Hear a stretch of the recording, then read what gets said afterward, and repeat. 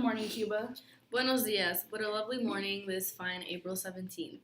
We have some big stories in store for you today. But first, let's get a quick weather report. Hola, Cuba. As you can see, your weather forecast for today is really rainy up in the northern area and slowly falling down to the southern area as of tonight. And over here, there is a 60% chance of snowfall, and up here, about a 90%. And all the way over here, we got like a 30% chance of missiles. Just kidding. Oh, but right here, we got a 10% chance of invasion. This morning, there was an attack on the south coast of Cuba by American-trained Cubans. This invasion is being called the Bay of Pigs. Let's go to Fidel Castro and ask him some questions. Alrighty, we are back at the wonderful Fidel Castro's house. Follow me inside so we can go talk to him. So, how long have you been ruling Cuba? Desde 1959, cuando derroté al dictador Fulgencio Batista. Desde entonces, Estados Unidos ha estado preocupado de mi poder. Why would they be concerned? Yo era todo para el comunismo y los Estados Unidos tenían miedo que se esparciera por todo Cuba. How did you feel when your country was invaded? Yo estaba un poco preocupado, pero sabía que los Estados Unidos no eran una amenaza grande y que mi país tenía suficiente poder para superar la crisis. Okay, thank you, Fidel. Now let's go back to the studio. Thank you, Fidel. The two other countries that were involved in this fiasco were the United States and the Soviet Union. The U.S. felt like they needed to invade Cuba because they thought that Castro was a threat. They thought that since he seized power, he was a concern to the U.S. policymakers, and he was also a threat to U.S. interests in the Western Hemisphere. And here we have Kayla talking about the outcome of the Bay of Pigs. The U.S. took a major loss in the invasion of the Bay of Pigs. After the invasion was over, the remaining brigade members were held captive after the U.S. negotiated a deal with Fidel Castro. The U.S.'s failed invasion also strengthened the position of Castro's administration. Because of this, Castro adopted socialism and created stronger relations with the Soviet Union. This invasion also had a long-lasting negative impact on the Kennedy administration.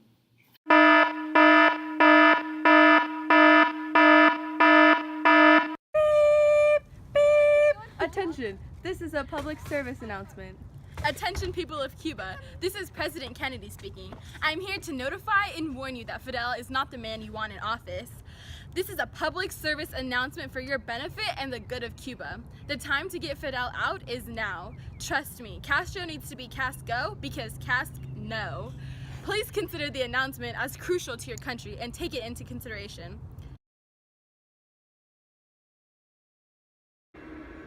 Hello, I am here with Nikita Krusha. I have some questions for you today. My first one is, why are you putting the missiles here in Cuba? Well, first off, I want to threaten the United States with a nuclear attack from the Caribbean, since the Caribbean is so close to the United States.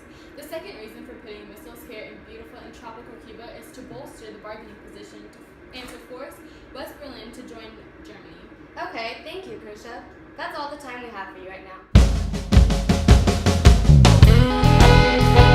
Hey guys, it's me, Whitney. We're back with the weather report. If you guys look outside, the skies are looking very sunny, but our weather balloon is down right now due to missiles coming from America. But speaking of America, let's go ask John F. Kennedy some questions. Sure, Mr. President. Thank you for having me, Alexis. Well, I have a few words to say now.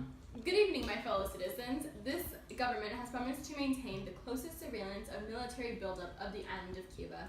Within the past week, unmistakable evidence of offensive missile sites is now creation of this imprisoned island. The purpose of these bases can be no other than to provide a nuclear strike.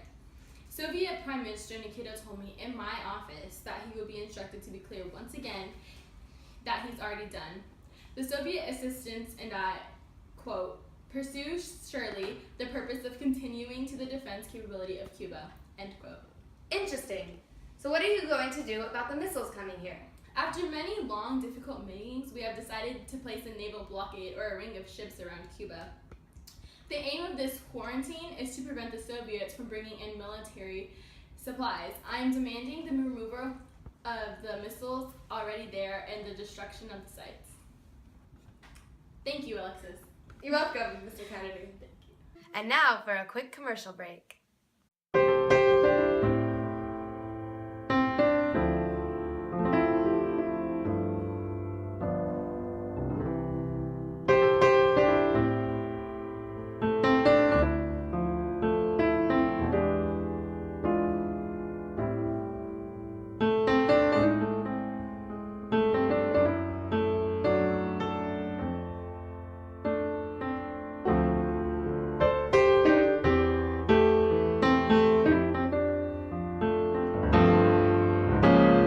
just $1 a day, you can make a difference. Help these children. Call 555-5555. Save them from this missile crisis. Looks like we just got some new information. It turns out that the United States just found out about the missiles being placed here. John F. Kennedy is very concerned about this information he has just received. According to sources, an American U-2 spy plane secretly captured some photographs of the nuclear missile sites being built by the Soviet Union on our beautiful island of Cuba. But luckily, the U-2 spy plane was shot down by the Russians. Thank gosh that's over. That was a very close call. As of now, we don't know what the U.S. plans on doing next. But according to Castro, we are still sticking to our plan of bringing missiles to the missile sites. And now in the headlines, a trailer for what many think is going to be an award-winning movie. A movie of our very own, The Bay of Pigs. Let's take a look.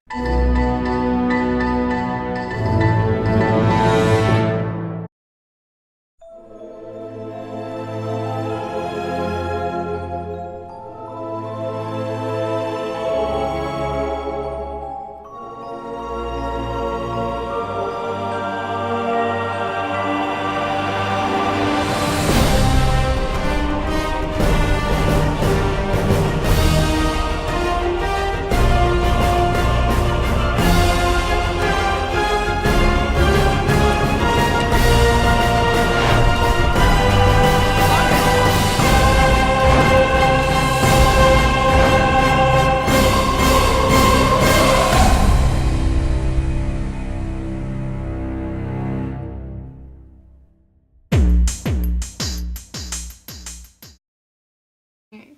50 years later, the war was over, but tension remained between the U.S. and Cuba. Thanks for tuning in to the Cuban Central Channel. Have a great night!